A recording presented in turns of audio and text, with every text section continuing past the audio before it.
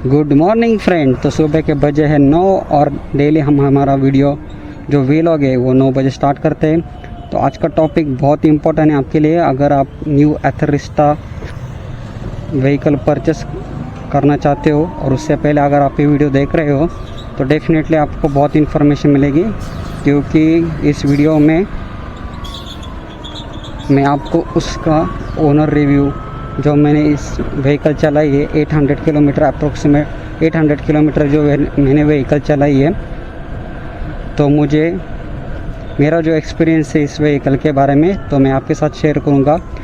और मैंने भी परचेस करने से पहले बहुत सारे यूट्यूब पे वीडियो देखे थे और मुझे ऐसा लग रहा है कि जो वीडियो है वो बहुत मिसलीडिंग है वीडियो, क्योंकि गलत इन्फॉर्मेशन बताई है इस व्हीकल के बारे में बहुत सारे वीडियो में। तो मैं आपको सही में जो ये व्हीकल के फीचर्स है, जो फंक्शनलिटी है, कौन से फ़ायदे कौन से नुकसान है, वो आपको डिटेल में बताऊंगा। तो ये वीडियो पूरा देखो, व्हीकल परचेस करने से पहले आपको बहुत हेल्प हो जाएगी। और ऐसे ही इन्फॉर्मेटिव वीडियो के लिए इस चैनल को सब्सक्राइब करो, क्योंकि मैं डेली आपके साथ बात करता हूँ। आपके बहुत कुछ टॉपिक है जिसके बारे में मैं मेरा एक्सपीरियंस शेयर करता हूँ और उससे आपको डेफिनेटली फ़ायदा होगा। ठीक है, तो ये चैनल को प्लीज़ सब्सक्राइब करो। ठीक है, तो पहली बात है कि जब आप ये परचेस करने जाओगे व्हीकल, तो आपको एक ध्यान रखना है। क्या ध्यान रखना है? और उसका अगर आपने वो ध्यान नहीं रखा तो आपको क्या तकलीफ़ हो जाएगी, तो मैंने मेरे लास्ट वीडियो में बताया है। तो वीडियो का थंबनेल आप ऊपर देख सकते हो। ये वाला वीडियो जो है, जो थंबनेल में आप अभी देख रहे हो, वो कम्प्लीटली आप देखो। मैंने परचेसिंग का, सर्विस कैसे आथर का, उसका एक्सपीरियंस बताया है आपको। तो उसका लिंक भी मैं डिस्क्रिप्शन बॉक्स में दूंगा। तो वीडियो डेफिनेटली देखो, वो आपके लिए बहुत कम आएगा। अगर आपने वो वीडियो देखा नहीं और आपने अगर वो प्रोसीजर फॉलो नहीं की तो मुझे जो तकलीफ़ हुई आपको भी सेम तकलीफ़ हो जाएगी। ठीक है, और बाद में आप बहुत पछताओगे डेफिनेटली। तो वो वाला वीडियो भी आप कम्प्लीटली देखो। ठीक है, तो जो सर्विस का एक्सपीरियंस है, परचेसिंग का एक्सपीरियंस है, वो मैंने ऑलरेडी आपके साथ शेयर किया है। तो आज का जो टॉपिक है, तो इस व्हीकल का जो राइड की मैंने 800 किलोमीटर, उसके बारे में हम बात करेंगे। तो पहली बात है, जब आप परचेस करने जाओगे इस व्हीकल को तो आपको 3 मॉडल मिलेंगे। अभी ये मॉडल के बारे में क्यों बता रहा हूँ मैं आपको बताऊँगा बाद में। तो इसमें एस मॉडल है, जेड मॉडल है, और एस में 2 मॉडल है, लो वेरिएंट, मिड वेरिएंट। ठीक है, और जेड मॉडल जो है वो टॉप वेरिएंट है, जो मैंने परचेस किया है। अभी मैंने जेड ही क्यों परचेस किया वो भी आपको बताऊंगा। बहुत सारे यूट्यूब पे ऐसे कमेंट है कि आप एस मॉडल ले लो, जो मिड वेरिएंट है 1,50,000 का। पर मुझे उसमें एक दिक्कत लगी, उस प्रॉब्लम लगी कि चार्जिंग टाइम बहुत मैटर करता है। एस मॉडल जो है मिड वेरिएंट, उसका चार्जिंग टाइम में 0 to 80% करने के लिए 0 to 80% करने के लिए उसको चार्जिंग टाइम लगता है 8 घंटा। ठीक है, तो जनरली तो 0% हम नहीं, मतलब व्हीकल की बैटरी 0% हो ही नहीं सकती, क्योंकि हम उतनी प्रिकॉशन लेते हैं। पर उसमें भी प्रॉब्लम है कि फॉर एग्ज़ाम्पल अगर आपको, जैसे मेरा डेली रूटीन है 30 किलोमीटर्स। ठीक है, तो अगर व्हीकल को चार्जिंग रहेगी 80% और मैं 30 किलोमीटर चलाऊँगा तो 50% बच जाएगी चार्जिंग। तो 50% बच जाएगी। उसके बाद व्हीकल कुछ एग्जैक्टली सेम 80 किलोमीटर नहीं जाती, 80% में थोड़ी कम जाती है, 70 किलोमीटर जाती है, नहीं तो 75 जाती है। तो 5% 10% का वहाँ पे गैप ही रहता है। तो ऐसे नहीं कि 50 दिखा रहे तो 50 जाएगा, वहाँ पे 40 भी जा सकता है। तो हर टाइम हमारे मन में एक डर रहता है कि मेरी व्हीकल बंद ना पड़ जाए किसी रास्ते में। ठीक है, उसके लिए हम डेली चार्जिंग करते हैं। तो अगर आपको 50 से फिर से 80 करना है, और अगर आपने एस मॉडल ख़रीदा है जो मिड वेरिएंट है, उसको चार्जिंग करने के लिए 50 से 80 मतलब 30% चार्जिंग करने के लिए 3 से 4 तास लगता है, 4 घंटे लगते हैं, 3 से 4 घंटे। और जो टॉप वेरिएंट है उसमें सिर्फ 1 घंटे में आप वो चार्जिंग कंप्लीट कर सकते हो ईज़िली। तो डेली 1 घंटा भी चार्जिंग लगाए अपने सुबह। जैसे मेरा रूटीन बताता हूँ आपको। मैं क्या करता हूँ, डेली सुबह मॉर्निंग में 7 बजे चार्जिंग को लगाता हूँ व्हीकल, और 8:30 बजे तक मेरा सब व्हीकल सब जो ऑफिस का रूटीन है, सुबह का नाश्ता वगैरह सब करके मैं नीचे आता हूँ। तो 1.5 घंटे में अप्रोक्सीमेट 30 to 35% चार्जिंग हो जाती है, और उससे मुझे डर भी नहीं लगता कि व्हीकल किसी रास्ते में बंद पड़ जाएगी, ठीक है, उसकी बैटरी ख़त्म हो जाएगी, क्योंकि डेली 70 to 80% चार्जिंग रहती है मेरी व्हीकल में। तो क्विक चार्जिंग के लिए अगर आपका डेली रूटीन बहुत ज़्यादा है और आपको डेली चार्जिंग लग रही है, तो मैं आपको रिकमेंडेड करूँगा कि क्विक चार्जिंग के लिए आप जेड वेरिएंट पे जाओ, ठीक है, क्योंकि चार्जिंग टाइम बहुत इंपॉर्टेंट रहता है अगर आपका डेली रूटीन बहुत ज़्यादा है। तो मुझे वो एक दिक्कत लगी, बाकी जेड वेरिएंट और एस वेरिएंट में कुछ फ़र्क नहीं है, सिर्फ चार्जिंग टाइम का फ़र्क है, बाकी सब फीचर सेम है, ठीक है, कुछ भी फ़र्क नहीं है। तो मैंने जेड वेरिएंट क्यों ले गया, उसका रीज़न वही था कि मुझे चार्जिंग टाइम बहुत ज़्यादा लगा मिड वेरिएंट का और लो वेरिएंट का 8 घंटे बहुत ज़्यादा रहता है। और मैंने जेड वेरिएंट पे 0 to 100% भी चार्ज करके देखा है। तो 0 to 100% चार्ज करने के लिए जेड वेरिएंट को भी 5 घंटे लगते हैं। तो आप इमेजिन करो, टॉप वेरिएंट को अगर 5 घंटे लगते हैं 0 to 100% करने के लिए, 5 से 6 घंटे, तो मिड वेरिएंट को कितने घंटे लगेंगे।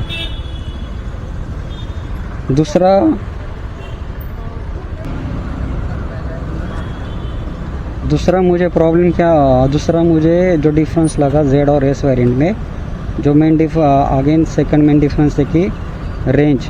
अगर आप जेड वेरिएंट पे जाओगे तो आपको 125 क्लेम करती है एथर कंपनी, ठीक है। तो एथर कंपनी क्या क्लेम करती है, जो जेड वेरिएंट है उसमें अगर आप इको मोड पे चलाओगे गाड़ी तो 100% पे वो 125 जाती है। पर मेरा एक्सपीरियंस मैं आपको बताऊँ, मैंने ऑलरेडी रेंज टेस्ट का वीडियो भी डाला है इको मोड पे, तो उस पर मुझे रेंज मिली 115, ओके, 125 नहीं मिली। तो 10% का वहाँ पे गैप रहता है। तो वो एक बात है कि आपको कभी भी 125 रेंज नहीं मिलेगी अगर आप इको मोड पे भी चलाओगे, उसमें 120, 115 ऐसी रेंज मिलेगी आपको। क्योंकि मैं इको मोड पे चला तो मेरा एवरेज स्पीड भी 30 to 40 किलोमीटर पर आवर ही रहता है। तो वो एक क्लेम में थोड़ा मुझे गड़बड़ी लगी कि इतना रेंज नहीं देती जेड वेरिएंट को। एस वेरिएंट को अभी देखो आप, इको मोड में 100% चार्जिंग पे 100 ही वो क्लेम करते हैं रेंज। तो मुझे नहीं लगता वो 100 किलोमीटर जाएगी, 90 किलोमीटर ही जाएगी, 90 to 95 किलोमीटर, ठीक है। तो एक वो ध्यान में रखो आप, अगर आपका डेली रूटीन बहुत ज़्यादा है तो आपको जेड वेरिएंट प्रीफर करना चाहिए अगर किलोमीटर रेंज आपको ज़्यादा चाहिए तो। सेकंड जो है, अगर आप जिप मोड पे चलाओगे, यहाँ पे व्हीकल को जो 2 मोड दिए हैं इन्होंने, जिप मोड और eco mode, smart eco mode.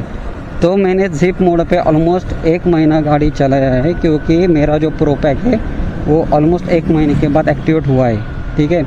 वो एक सर्विस में मुझे दिक्कत लगी कि व्हीकल परचेस करते समय वो आपसे टोटल मतलब प्रो पैक का भी पैसे लेते हैं और व्हीकल का भी पैसे लेते हैं, पर जिस दिन व्हीकल आपको हैंड ओवर हो जाएगी उस दिन वो प्रो पैक एक्टिवेट करके नहीं देते। उसमें 1 हफ्ता लगता है, क्योंकि प्रो पैक एक्टिवेट करने के लिए नंबर आनी चाहिए व्हीकल को, ऐसा उनका कहना है सर, शोरूम वालों का।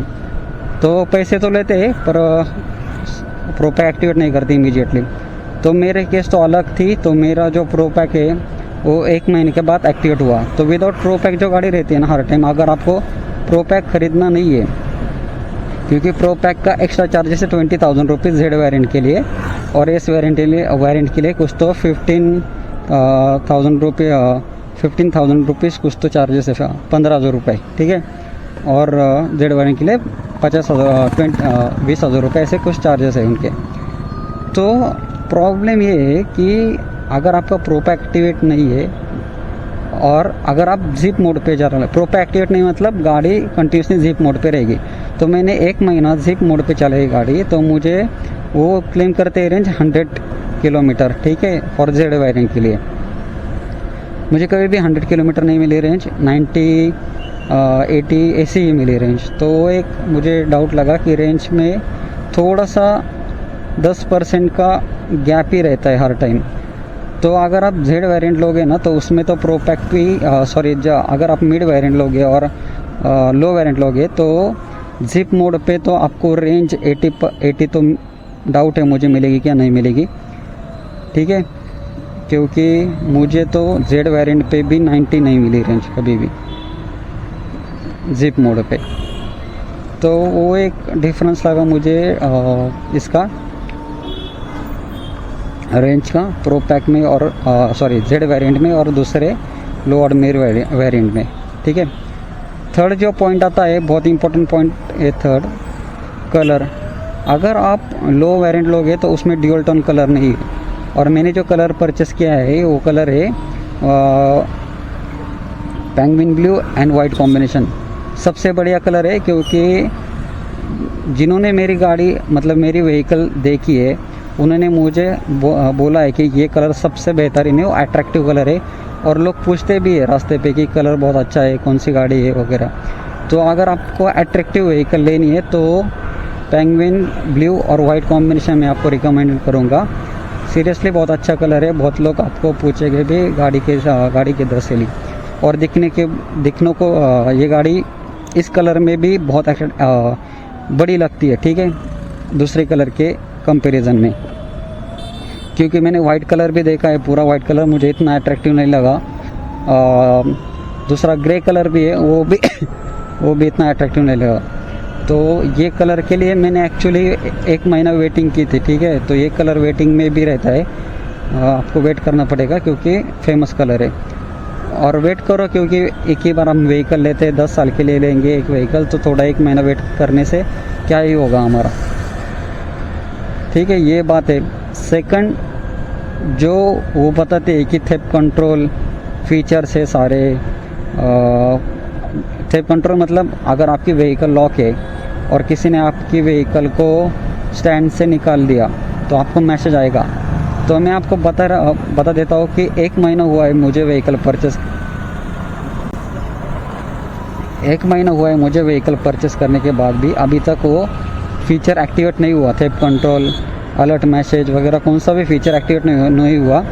सिर्फ प्रो पैक में बेसिक फीचर आया है जो कि स्किड कंट्रोल है और रीजनरेटिव सिस्टम का एक फीचर है उनका कि बैटरी रीजनरेट होती है और मैजिक ट्विस्ट है।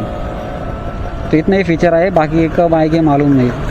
तो एक उन्होंने और भी एडवर्टाइज़ की थी कि मोबाइल से आप आपकी व्हीकल ढूंढ सकते हो, आपकी इधर पार्क रहेगी तो उसके इंडिकेटर ऑन ऑफ हो गए। अगर मोबाइल में आप एक बटन है फाइंड माय व्हीकल, वो एक्टिवेट करोगे तो व्हीकल की जो इंडिकेटर लाइट है वो ऑन ऑफ हो जाएगी। वो भी फीचर अभी तक एक्टिवेट नहीं हुआ, मतलब एक जो बोल रहे हो वो नहीं दे रहे एथरो वाले, बेसिक फीचर दे रहे प्रो पैक में, ठीक है। सेकंड जो है, अगर आपको आपकी व्हीकल की मतलब मेरे बारे में मैं आपको बताता हूँ कि मैंने जब व्हीकल परचेस की थी तो मैंने 8 साल की वारंटी ली थी उनके पास से। अभी तक मुझे मेरे ऐप पे 8 इयर्स की वारंटी नहीं दिख रही, वहाँ पे 5 इयर्स की दिख रही वारंटी।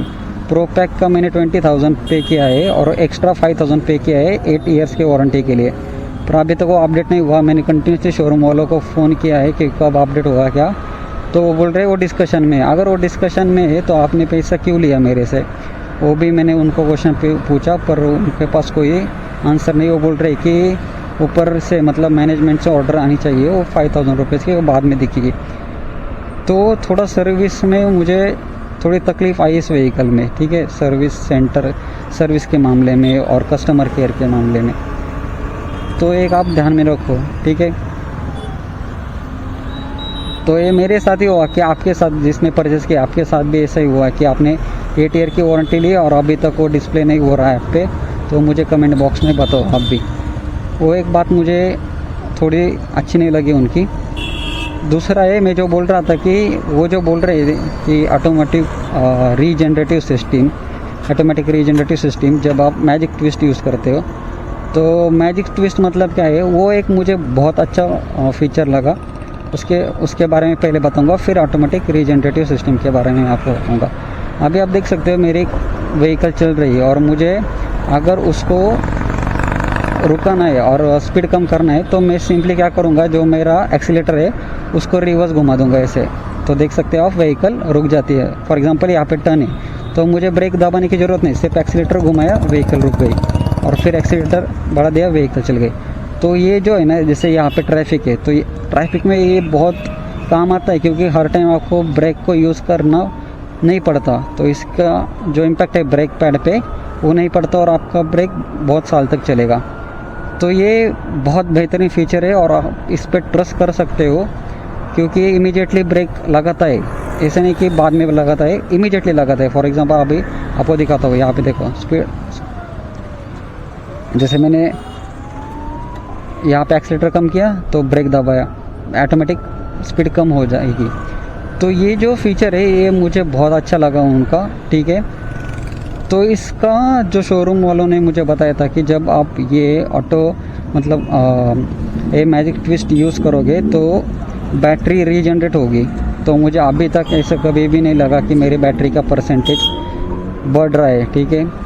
तो मुझे वो एक थोड़ा मिसलीडिंग लगा इन्फॉर्मेशन। मैंने अभी एक हफ़्ते से मैं मैजिक ट्विस्ट का यूज़ कर रहा हूँ, ऑलमोस्ट 1-2 हफ्ते से, पर कभी भी मुझे ऐसा नहीं लगा कि बैटरी का परसेंटेज बढ़ रहा है और बैटरी ज़्यादा चल रही है। तो वो एक बात है, शायद एथर वाले उस पर काम कर रहे होंगे, मालूम नहीं, पर ये मैजिक ट्विस्ट बहुत अच्छा है, ठीक है।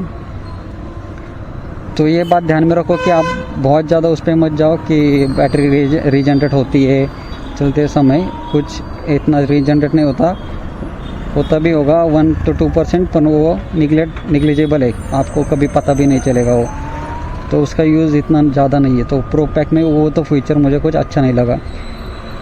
तो प्रो पैक मेनली आपके लिए काम में क्यों आएगा, जो जीपीएस ट्रैकिंग है वो बहुत अच्छे है इनकी, कि आपकी व्हीकल कहाँ पे है। फॉर एग्जांपल आपने किधर घूम रहे हो, सिटी में गए हो और आपको याद नहीं कि व्हीकल कहाँ पे, तो फाइंड माई व्हीकल करके डायरेक्टली आप व्हीकल का लोकेशन आपके मोबाइल पे आएगा ऐप पे, और ऐप डायरेक्टली आपको रूट दिखाएगा कि व्हीकल कहाँ पे पार्क है। तो ये जो सेकंड फीचर है थे में भी यूज़ हो सकता है, किसी ने आपकी व्हीकल चुरा ली तो वो आप लोकेशन इजीली फाइंड आउट कर सकते हो। तो वो एक अच्छा फीचर है प्रो पैक में, ठीक है। ब्लूटूथ का फीचर्स है, तो ब्लूटूथ का फीचर मैं आपको फ्रैंकली बताता हूँ कि मैंने कभी इतना यूज़ नहीं किया ब्लूटूथ का, जिस पे मतलब मुझे पसंद नहीं कि व्हीकल चलाते समय गाना सुनना है। और व्हाट्सएप के जैसे नोटिफिकेशन में इतना व्हाट्सएप यूज़ नहीं करता, तो उसका नोटिफिकेशन का भी मुझे कुछ लेन देना नहीं है। कॉलिंग का वो एक अच्छा है कि ठीक है, कॉलिंग किसका कॉल आ रहा है वो देख रहा है, मतलब वहाँ पे डिस्प्ले होता है स्क्रीन पे, और फिर पता चला, वो एक उतना ही फीचर मुझे अच्छा लगा। बाकी कुछ ब्लूटूथ का ऐसा इम्पैक्ट फुल नहीं लगा, ठीक है। तो प्रो पैक मेनली मैंने क्यों लिया था, स्केट कंट्रोल के लिए, और ये जो मैजिक ट्विस्ट है उसके लिए, और जीपीएस ट्रैकिंग के लिए। तो स्केट कंट्रोल अभी तक मेरी व्हीकल कभी स्केट नहीं हुई, तो मुझे पता नहीं कि उसका रियल टाइम एक्सपीरियंस कैसा है। तो अच्छा ही होगा मुझे लग रहा है, क्योंकि अभी तक तो स्केट नहीं हुई। एक महीना यूज़ कर रहा हूँ मैं, एक बार भी स्केट नहीं हुई व्हीकल। और जो बाइक है मतलब व्हीकल है ये इतनी स्मूथ है, मतलब जो अभी मैंने आपको प्रॉब्लम बताया, अभी मैं आपको थोड़ा पॉजिटिव पार्ट भी बताता हूँ। ऐसा नहीं कि व्हीकल आपको परचेस नहीं करना चाहिए, डेफिनेटली आपको यही व्हीकल परचेस करना चाहिए, वो भी बताता हूँ क्यों। इसकी जो बैटरी है उसकी मतलब उसका जो रिव्यू है, मेरे फ्रेंड के पास भी एथर है, पर एथर अनदर मॉडल है जो पहले उनका लॉन्च हुआ था, आई थिंक 450 कुछ तो मॉडल था उनका। तो वो 2 साल से यूज़ कर रहे हैं, अभी तक उसको एक भी मतलब कभी भी बैटरी का प्रॉब्लम नहीं आया। 2-3 साल हुए उसको व्हीकल परचेस करने के बाद भी अभी तक बैटरी का प्रॉब्लम नहीं आया, कौन सा भी प्रॉब्लम नहीं आया। उसने तो इतना व्हीकल हेवीली यूज़ किया है, मतलब उस पर सीमेंट सब डाल के, गैस सिलेंडर सब, मतलब घर में जो बोलते हैं ना heavy vehicle use, rough and tough, उसने वो यूज़ किया है वैसे व्हीकल, और उसके व्हीकल पे अभी तक कुछ प्रॉब्लम नहीं आया, ठीक है। तो जो हम बोलते हैं ना ट्रस्ट के बारे में कि व्हीकल की क्वालिटी बहुत अच्छी है, तो डेफिनेटली बहुत अच्छी क्वालिटी। सर्विस थोड़ी उनको इम्प्रूव करनी चाहिए, बाकी व्हीकल की क्वालिटी बहुत अच्छी है। चेतक दो ऑप्शन रहते हैं यहाँ पे, चेतक और टीवीएस। ओला का मैंने ऑप्शन लिया ही नहीं, क्योंकि ओला का ट्रस्ट, मुझे तो ट्रस्ट नहीं लगता ओला पे। तो चेतक ऑलरेडी मेरे ब्रदर के पास है और मेरे बहुत सारे रिलेटिव उनके पास है, तो बहुत प्रॉब्लम है चेतक में। उन्होंने खुद से बोला था मुझे कि चेतक मत लो, क्योंकि उसकी बैटरी हर 1-2 महीने में डेड हो जाती है और फिर व्हीकल स्टार्ट नहीं होती, बीच में कभी रात में बंद पड़ जाती है कहाँ पे भी, और फिर सर्विस सेंटर में लाना पड़ता है और सर्विस करने को 2-2 3-3 हफ्ते लगाते हैं। तो मैंने चेतक इसके लिए, और ऐसा नहीं कि 1-2 रिलेटिव ने ऐसा बताया, हर एक रिलेटिव ने मुझे सेम प्रॉब्लम बताई कि बैटरी का बहुत बड़ा प्रॉब्लम है चेतक में। तो इसलिए चेतक मैंने नहीं लिया। इसका फीचर चेतक से बहुत अच्छा है तो ये लिया। थोड़ा कॉस्टली है इधर, पर ट्रस्ट कर सकते हो आप क्वालिटी के मामले में। सेकंड, यूट्यूब पे बहुत सारे इन्होंने बताया कि स्क्रीन पे जो ब्राइटनेस है इसका तो डिस्टर्ब करता है एक्चुअली, ऐसे बहुत सारे कमेंट्स आए थे मुझे।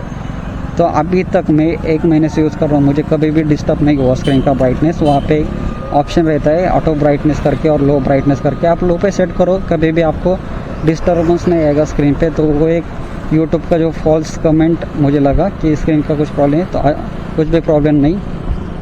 सेकंड, सभी को इसकी साउंड की आवाज़ का बहुत दिक्कत आती है, पर मुझे कभी भी अभी नहीं लगा कि साउंड की ऐसी इरिटेशन है। बहुत स्मूथ है साउंड, ऐसा कुछ ज़्यादा नहीं, तो निग्लिजिबल है। अगर आप ट्रैफिक में चलाओगे तो आपको खुद को भी सुनने को नहीं आएगा उसका साउंड, ठीक है, तो वो कुछ प्रॉब्लम नहीं है।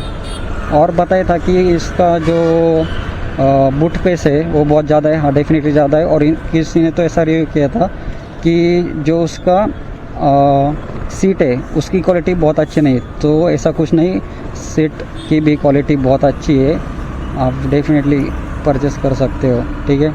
सीट की क्वालिटी भी बहुत अच्छी है। बहुत लोगों ने कुछ गलत रिव्यू दिए थे कि हाँ स्टैंड, एक इसका जो स्टैंड है ना, जो साइड स्टैंड, वो बहुत मतलब बुरे क्वालिटी का है, आप बोल सकते हो। बुरा क्वालिटी क्यों बोल रहा हूँ मैं, क्योंकि उस स्टैंड पे अगर आप गाड़ी लगाओगे स्लोप पे, और अगर स्लोप पे गाड़ी लगाने के बाद अगर आपकी गाड़ी स्टैंड पे, और अगर आप हैंडल मूव करोगे ना तो आपकी गाड़ी गिर जाएगी नीचे, ठीक है, व्हीकल गिर जाएगी, स्टैंड ऑटोमेटिक निकल जाता है। बहुत लूज स्टैंड है, आप परचेस करते समय देखो कि स्टैंड का वो है बहुत लूज है, तो आपको डबल स्टैंड लगाना पड़ेगा एक्सटर्नल, ठीक है। तो शोरूम से लगाओ, नहीं तो बाहर से लगाओ। अगर आपका यूज़ बहुत रफ़ है, तो मेरा यूज़ इतना रफ़ नहीं है तो मुझे कुछ इतनी दिक्कत नहीं है, पर स्टैंड बहुत गंदा है इसका, मतलब क्वालिटी के मामले में स्टैंड को मैं 5 स्टार है, उसके जगह मैं 1 स्टार ही दूंगा, ठीक है, क्योंकि स्लोप पे वो निकल जाता है। पहले दिन जब मैंने परचेस की थी ना व्हीकल, पहले दिन गलती से मैंने स्लोप पे लगाया था गाड़ी और हैंडल हिलाया था, तो गाड़ी गिरते गिरते बच गई मेरी, ठीक है, जब घर पे लाया था गाड़ी न्यू व्हीकल। तो स्टैंड बहुत गंदा है इसका। सेकंड, यूट्यूब पे बहुत लोगों ने ऐसी बातें की कि इसका जो लाइट है, उसका जो हेडलाइट है उसका इम्पैक्ट बहुत कम है, तो ऐसा नहीं, बहुत अच्छी हेडलाइट है, बहुत ब्राइट है, रात को आपको कुछ दिक्कत नहीं होगी। तो यूट्यूब वालों के वीडियो पे रिव्यू पे मत जाओ, मतलब मैं भी यूट्यूबर हूँ, पर जो फॉल्स रिव्यू रहते हैं उस पर मत जाओ। लाइट बहुत अच्छी है, सफिशिएंट है, आपको चलाने के लिए रोड दिखाती है, मतलब बहुत ब्राइट लाइट है, ऐसा कुछ प्रॉब्लम लाइट में, ठीक है। सेकंड बोल रहे थे कि क्वालिटी, जो बटन्स की क्वालिटी है, जो मैं यहाँ पे दिखा रहा हूँ बटन्स की क्वालिटी, वो बहुत लो है, ऐसे सारे यूट्यूबर बताते हैं, तो मुझे अभी तक कुछ प्रॉब्लम नहीं आया। बटन की क्वालिटी भी बहुत अच्छी है। की क्वालिटी, की का जो सॉकेट है जहाँ पे आप व्हीकल की लगाते हो वो हर बार निकल जाता है, ऐसा उनका कहना था, पर अभी तक मुझे वो प्रॉब्लम नहीं आई। पर सेम प्रॉब्लम जो यूट्यूब वाले बोल रहे थे, मेरे फ्रेंड को आई कि की का जो सॉकेट है वो निकलता है 2 साल के बाद, उसको भी ये प्रॉब्लम फेस करनी पड़ी है। पर मुझे मालूम नहीं कि ये हेवी यूज़ और रफ़ एंड टफ यूज़ करने के बाद ऐसा होता है, नॉर्मल यूज़ करने के बाद होता है कि नहीं मालूम नहीं, पर वो अभी तक मुझे वो प्रॉब्लम नहीं आई। सेकंड, चार्जर वाटरप्रूफ नहीं है, तो अगर पानी में आपका चार्जर गया तो ख़राब भी हो जाएगा वो, ठीक है। और चार्जर का कॉस्ट बहुत ज़्यादा है, 20,000 रुपीज़ का चार्जर कॉस्ट है उनका, तो बहुत ध्यान से यूज़ करो आप, ठीक है, उनका चार्जर। अभी तक मैंने ग्रिड पे जो उनका पावर ग्रिड है उस पर कभी भी चार्जिंग नहीं की, तो उसके बारे में मैं आपको कुछ कमेंट नहीं दूंगा, क्योंकि मुझे सफिशिएंट है। मेरे घर पे जो चार्जर उन्होंने दिया है 750 वाट का, तो सफिशिएंट है। 1 घंटे में 20-30% चार्जिंग हो जाती है और सफिशिएंट है डेली के लिए। तो पावर ग्रिड का अभी तक मुझे कभी यूज़ नहीं हुआ। और मैं क्या बोल रहा था, हाँ, इसका एक और एक फ़ीचर है ऑटो होल्ड डाउन का। वो ऐसा है कि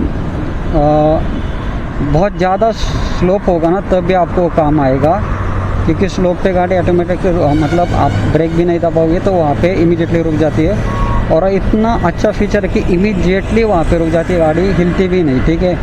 ऑटो होल्ड अगर अच्छा है ये वाला जो प्रो पैक में आता है, ठीक है, पर वो स्लोप पे ही काम आएगा। नॉर्मल थोड़ा सा स्लोप मतलब 5% स्लोप रहेगा तो कभी काम नहीं आता, ठीक है। तो उन्होंने क्या करना चाहिए था, यहाँ पे एक लॉक का मतलब ब्रेक के साइड पे एक लॉक का देना चाहिए था कि नॉर्मल जब व्हीकल रुकती है एक जगह पे तो हिल जाती है थोड़ी व्हीकल। तो जो सारे नॉर्मल व्हीकल रहते हैं पेट्रोल व्हीकल, जैसे मेरे पास जुपिटर है और एक्टिवा है, तो उसको रहता है वो लॉक करने का फीचर, ब्रेक लॉक करने का फीचर, तो उन्होंने दिया नहीं वो, ठीक है। तो ऑटो होल्ड का स्लोप पे ही काम आता है। मुझे तो अभी तक इतना कुछ यूज़ नहीं आया उसका, पर ठीक है, मतलब वो फीचर उनका अच्छा है। और हाँ, सेकंड इको का बहुत मतलब जो मैंने कमेंट पढ़े थे इको फीचर के लिए, जो स्मार्ट इको मोड है, तो यूट्यूब पे इतने सारे कमेंट आए कि स्मार्ट इको पे 40 किलोमीटर के आगे स्पीड ही नहीं जाती, तो वो बहुत गलत बात है। मैं कंटिन्यूसली इको मोड पे ही चलाता हूँ अभी गाड़ी, जब से प्रो एक्टिवेट हुआ है मेरा 2-3 वीक हुए अभी। इको मोड पे गाड़ी जाती है मेरी व्हीकल 70 किलोमीटर की स्पीड पे भी जाती है, 60 तो आराम से जाती है। तो ऐसा नहीं प्रॉब्लम कि इको मोड पे आपको दिक्कत आ जाएगी। हाँ, स्लोप में जब स्लोप आएगा ना थोड़ी स्पीड कम हो जाएगी, 40 पे रुक जाती है स्लोप पे, पर नॉर्मल जो रहता है ना, मतलब नॉर्मल रोड, तो उस पर आराम से जाती है व्हीकल 70 किलोमीटर की स्पीड पे, तो कुछ प्रॉब्लम है आपको। बहुत अच्छी स्पीड है इको मोड पे भी, कभी भी आपको जीप मोड की ज़रूरत नहीं लगेगी, ठीक है। तो मैंने अभी तक जीप मोड का यूज़ ही नहीं किया जब से प्रो पैक एक्टिव। और ऐसे ट्रैफिक, जैसे अभी ट्रैफिक दिख रहा है आपको, ठीक है। ट्रैफिक में इतना सॉफ्ट है व्हीकल कि आपको पता भी नहीं चलेगा कि कब से ट्रैफिक में। ऐसे बहुत सारे व्हीकल रहते हैं जो हेवी लगती है ट्रैफिक में, ट्रैफिक से बाहर निकलने के लिए, तो ये व्हीकल बहुत सॉफ्ट है। 1 महीने के बाद मैंने मतलब दूसरी व्हीकल अगर हाथ में लेना तो इमीडिएटली मुझको जो इसका कंफर्ट लेवल है वो फील हो जाता है। दूसरे व्हीकल पे इतना कंफर्ट नहीं महसूस होता, तो इसका कंफर्ट भी बहुत अच्छा है, ठीक है। तो ये सारे पॉइंट्स एक्चुअली बहुत अच्छे व्हीकल का कुछ प्रॉब्लम नहीं। थोड़े छोटे मोटे पॉइंट जो ड्रॉबैक्स है वो डेफिनेटली मुझे लगता है एथर वाले वो रिजॉल्व करेंगे। उनके अपकमिंग डेज में सॉफ्टवेयर में अपडेट होगा तो थेफ्ट कंट्रोल फीचर भी डालेंगे। तो अभी तक उन्हें डाला नहीं, पर डालेंगे ऐसा मुझे तो लग रहा है। तो आप डेफिनेटली व्हीकल परचेस कर सकते हो, कुछ प्रॉब्लम नहीं है, ठीक है। और चार्जिंग टाइम कितना लगता है, क्या लगता है, वो मैंने ऑलरेडी आपको बता दिया है। उसके भी बहुत सारे वीडियो मैंने अपलोड किए हैं, तो वो वीडियो देखो, उसका लिंक कमेंट बॉक्स में दूंगा, ठीक है। हाँ, बैटरी का एक बता रहा था मैं, बैटरी का फीचर। तो बैटरी क्या है, बाकी के जो चेतक है, मुझे चेतक की इतना ज़्यादा मालूम नहीं, चेतक ओला के बारे में, पर उसका जो बैटरी रिप्लेसमेंट कॉस्ट है वो 70,000 to 80,000 जाता है, ठीक है। जब मैंने रिलेटिव से पूछा था कि रिप्लेसमेंट कॉस्ट कितना है, और एथर का रिप्लेसमेंट कॉस्ट बहुत कम है, क्योंकि इसका जो बैटरी स्ट्रक्चर है वो सेल स्ट्रक्चर है। अगर आपकी बैटरी भी कम मतलब थोड़ी दिक्कत आ रही है बैटरी में, तो पूरी बैटरी आपको चेंज करने की ज़रूरत नहीं। शोरूम वालों ने मुझे ऐसे बताया कि एक सेल सिर्फ आपको जिस सेल में ख़राबी है वो सेल आप चेंज कर सकते हो, और एक सेल की कीमत मैक्स टू मैक्स 400 रुपये जा सकती है, ठीक है। तो रिप्लेसमेंट कॉस्ट जो है वो पूरा आपको 70,000 में आएगा, को मैक्स टू मैक्स 5,000 10,000 इतना ही आएगा, वो भी वो भी 10 साल के बाद, ठीक है, सॉरी 8 साल के बाद, क्योंकि 8 साल की मेरी वारंटी है। 8 साल में कुछ बैटरी का प्रॉब्लम आया तो कंप्लीट वो बैटरी रिप्लेस करके देंगे मुझे। तो 8 साल के बाद ठीक है, थोड़ा फार भी कम होता है बैटरी। मेरी ऑलरेडी 125 किलोमीटर की रेंज है, 100 दी रेंज, तो भी मुझे कुछ प्रॉब्लम नहीं। तो इसकी वजह से मैंने जेड मॉडल लिया है कि फ्यूचर में अगर बैटरी का प्रॉब्लम भी आता है और रेंज कम हो जाती है 125 से 100, तो भी कुछ प्रॉब्लम नहीं, कुछ बैटरी चेंज करने की ज़रूरत नहीं है, ठीक है। तो ये सारे पॉइंट्स ध्यान में रख के मैंने टॉप वेरिएंट लिया था। और एथरिस्टा इसकी वजह से, मेन तो रीज़न बैटरी का था क्योंकि सेल स्ट्रक्चर था उनका। मुझे पूरा बैटरी रिप्लेस करनी नहीं है, कभी प्रॉब्लम आए तो सिर्फ सेल रिप्लेस करना है। तो मुझे पॉइंट बहुत अच्छा लगा और R&D बहुत अच्छा है आथर का, तो उन पर मैं ट्रस्ट कर सकता हूँ क्योंकि ऑलरेडी मेरे फ्रेंड के पास व्हीकल है। और एक यूट्यूब पे बहुत सारे ऐसे रिव्यू आए थे कि इसका जो ये फ्रंट का यहाँ पे ये जो ग्लास का मटेरियल है वो बहुत साउंड करता है, ठीक है। अभी तक मुझे ऐसा कभी भी महसूस नहीं हुआ कि ये साउंड करता है, बहुत अच्छा मटेरियल है, कुछ प्रॉब्लम नहीं। तो ये सारे थोड़े फॉल्स रिव्यू है यूट्यूब पे, उस पर मत जाओ, कुछ साउंड नहीं करता है। थोड़ा एक दिक्कत मुझे यहाँ पे आई कि ये जो साइड मिरर है मेरा राइट हैंड साइड का, वो थोड़ा लूज़ है, हर टाइम वो नीचे आ जाता है। तो वो मेरे में ही प्रॉब्लम है क्या वो मालूम नहीं। आप एक बार जब व्हीकल परचेस करोगे तो साइड मिरर जो है उसका एक बार चेक कर लो कि वो थोड़ा फिट है क्या नहीं, ठीक है। तो मेरा तो हर टाइम नीचे ही आता है, वो राइट साइड का, लेफ़्ट साइड का नहीं आता, राइट साइड का ही नीचे आता है। चार्जर को किसी को प्रॉब्लम है शायद, चार्जिंग का ये जो नीचे का फ्लैप है वो ऑटोमेटिक ओपन हो जाता है। तो मुझे भी वो प्रॉब्लम नहीं है, अभी तक नहीं ओपन होता, वो क्लोज ही रहता है। जब चार्जिंग करो तो मैं मैन्युअली उसको ओपन करता हूँ। तो यूट्यूब पे ऐसे बहुत सारे फॉल्स रिव्यू अभी तक मुझे ऐसे लगे। तो ये जो मैंने रिव्यू दिया है जेन्युइन रिव्यू है। 1 महीने के बाद मैं रिव्यू दे रहा हूँ क्योंकि मुझे चलानी थी व्हीकल, उसके बाद मैं आपके साथ एक्चुअल रिव्यू देना था, तो इसलिए मैंने 1 महीना वेट किया। 800 किलोमीटर चला ये व्हीकल, अभी देखते हैं बाद में कैसा इसका रिस्पॉन्स आता है। बात कर जब 1000 किलोमीटर रहेगा मेरा टोटल डिस्टेंस, तो उसके बाद ही मैं डालूँगा एक वीडियो, ठीक है, उसके बाद 1000 किलोमीटर के बाद। तो अभी तो कुछ प्रॉब्लम नहीं आई, डेफिनेटली आप परचेस कर सकते हो।